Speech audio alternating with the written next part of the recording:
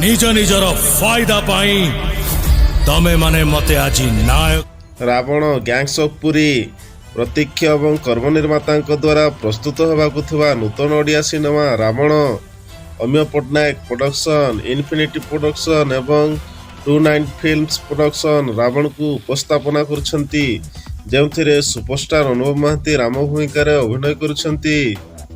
चलचित्रर मजादार तथ्य चलंतु जानिबा।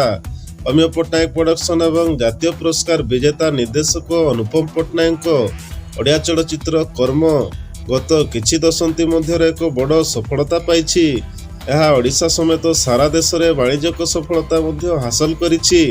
तथापि कर्मर क्रेज देई जाउनथिबा निर्देशक श्री पट्टनायक आउ एक चलचित्रर नाम घोषणा करिसेंती जार नाम रावण। एथिरे मध्य अभिनेता अनुभव महांती मुख्य चरित्र रे नजर आसिबे।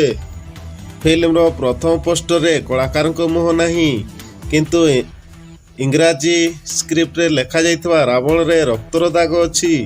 तथापि अनुभव फिल्म रे मुख्य चरित्र भाव रे नजर आसिबे किंतु अनुभव नकारात्मक ना सकारात्मक चरित्र रे अभिनय करिवे ताहा स्पष्ट होई नाही। फिल्म टी 2025 अक्टोबर रे मुक्ति लाभ करिवो।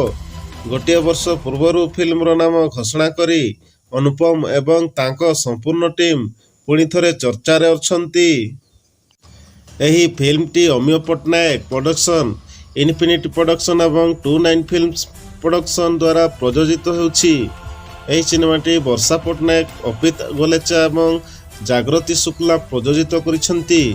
चित्रनाट्य एवं संलाप मानस पढ़ियारी निशांत माझीठिया जागति शुक्ला एवं अनुपम पट्टनायक लिखिछंती। कहानी जागति शुक्ला द्वारा लेखा जाइछि। दीपक कुमार द्वारा सिनेमाटोग्राफी रश्मि रंजन दास द्वारा संपादना शक्ति स्वरूप द्विवेदी द्वारा शब्द डिजाइन एवं आशीष प्रधान संगीत दायित्व रे अछंती। एहिपरि चलचित्र विषय जानिबा पई चैनल को सब्सक्राइब करी रखंतु।